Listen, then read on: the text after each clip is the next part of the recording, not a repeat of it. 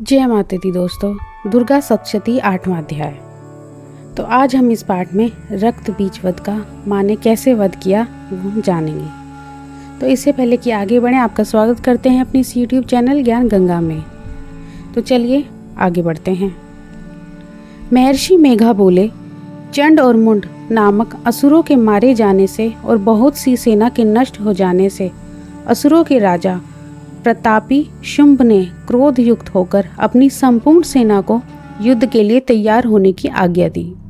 उसने कहा, अब उद्धायुध नामक 86 असुर सेनापति अपनी सेनाओं के साथ युद्ध के लिए चले जाएं और कंबु नामक 84 सेनापति भी युद्ध के लिए जाएं और कोटिवीर्य नामक 50 सेनापति और धूम्रकुल नाम के 100 सेनापति प्रस्थान करें। कालक, द्योहृद, मौर्य और काल के यह दैत्य भी मेरी आज्ञा से सजकर युद्ध के लिए कूच करें। भयानक शासन करने वाले असुरों का स्वामी शुंभ इस प्रकार आज्ञा देकर बहुत बड़ी सेना के साथ युद्ध के लिए चला। उसकी सेना को अपनी ओर आता देखकर चंडिका ने अपनी धनुष की टंकोर से पृथ्वी और आकाश के बीच का भाग गुंजा दिया। हे राजन, इसके पश्चात देवी के सिंह ने दहाड़ने दैत्यों के नाश के लिए और देवताओं के हित के लिए ब्रह्मा, शिव, कार्तिकेय, विष्णु तथा इंद्र आदि देवों की शक्तियाँ जो अत्यंत पराक्रम और से संपन्न थी, उनके शरीर से निकलकर उसी रूप में चंडिका देवी पास गई। जिस देवता का जैसा रूप था, जैसे आभूषण थे और जैसा वाहन था, वैसा ही रूप, आभूषण और वाहन लेकर उन देवताओं की शक्तियाँ दैत्यों से युद्ध करने के लिए आई। वृषभ पर सवार होकर, हाथ में त्रिशूल लेकर, महानाग का कंकण पहनकर और चंद्र रेखा से भूषित होकर भगवान शंकर की शक्ति सिंहनी भी आई। उसकी गर्दन के झटकों से आकाश के तारे टूट पड़ते थे और इसी प्रकार देवराज इंद्र की शक्ति ऐन्द्री भी ऐरावत के रूप से सवार होकर आई। पश्चात इन देव शक्तियों से घिरे हुए भगवान शंकर ने चंडिका से कहा, मेरी प्रसन्नता के लिए तुम शीघ्र ही इन असुरों को मारो। इसके पश्चात देवी के शरीर में अत्यंत उग्र रूप वाली और सैकड़ों गिद्धड़ियों के समान आवाज करने वाली चंडिका शक्ति प्रकट हुई। उस अपराजिता देवी ने धूमिल जटा वाले भगवान शंकर जी से कहा, हे प्रभु, आप मेरी ओर से दूत बनकर शुंभ और निशुंभ के पास जाइए और उन अत्यंत गर्वीले दैत्यों से कहिए तथा उनके अतिरिक्त और भी जो दैत्य वहां युद्ध के लिए उपस्थित हों, उनसे भी कहिए, जो तुम्हें अपने जीवित रहने की इच्छा हो तो त्रिलोकी का राज्य इंद्र को दे दो। देवताओं का उनका यज्ञ भाग मिलना आरंभ हो जाए और तुम पाताल को लौट जाओ। किंतु यदि बल के गर्व से तुम्हारी लड़ने की इच्छा हो तो फिर आ जाओ। तुम्हारे मांस से मेरी योगनियाँ तृप्त होंगी। चूंकि उस देवी ने भगवान शंकर को दूत के कार्य में नियुक्त किया था, इसलिए वह संसार में शिवदूती के नाम से विख्यात हुई। भगवान शंकर से देवी का संदेश पाकर उन दैत्यों के क्रोध की सीमा न रही। युद्ध प्रारंभ हुआ।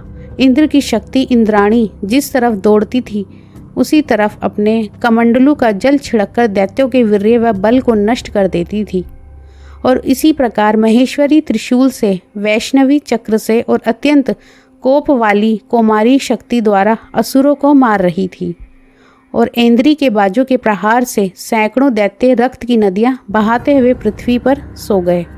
वाराही ने कितने ही राक्षसों को अपनी थूथन द्वारा मृत्यु के घाट उतार दिया।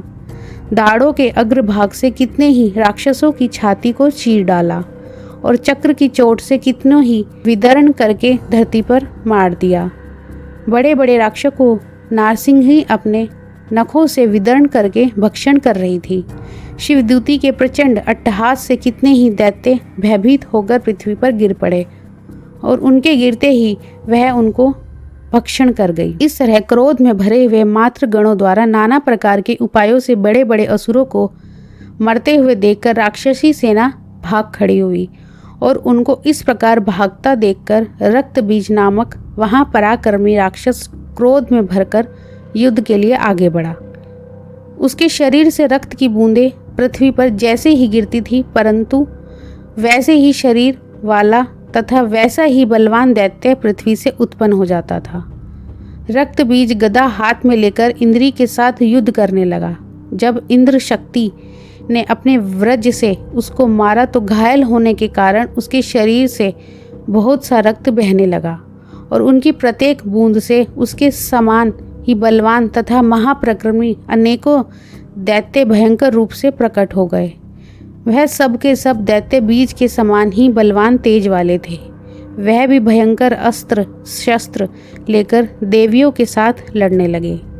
जब इंद्री के वज्र से प्रहार से उनके मस्तक पर चोट लगी तो रक्त बहने लगा, तो उसमें से हजारों तो पुरुष उत्पन्न हो गए।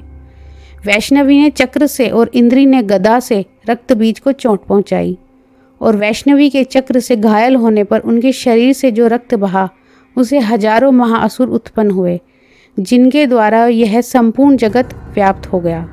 कुमारी ने शक्ति से, वाराही ने खड़ग से और अरु माहेश्वरी ने त्रिशूल से उसको घायल किया। इस प्रकार क्रोध में भरकर उस महादैत्य से सब मात्र शक्तियों पर पृथक पृथक गदा से प्रहार किया और माताओं ने शक्ति तथा शूल इत्यादि से उसको जो बार बार घायल किया, उससे सैकड़ों महादैत्य उत्पन्न हुए। और इस प्रकार उस रक्त बीज के रुधिर से उत्पन्न हुए असुरों से संपूर्ण जगत व्याप्त हो गया, जिससे देवताओं को भय हुआ। देवताओं को भयभीत देकर चंडिका ने काली से कहा, हे चामुंडे, अपने मुख को बड़ा करो और मेरे शास्त्र घात से उत्पन्न हुए रक्त बिंदुओं तथा रक्त बिंदुओं से उत्पन्न हुए महाअसुरों को तुम अपने इस मुख से भक्षण करती जाओ। इस प्रकार रक्त बिंदुओं से उत्पन्न हुए महादैत्यों को भक्षण करती हुई तुम रणभूमि में विचरो। इस प्रकार रक्त कम होने से यह दैत्य नष्ट हो जाएगा। तुम्हारे भक्षण करने के कारण अन्य दैत्य उत्पन्न नहीं होंगे।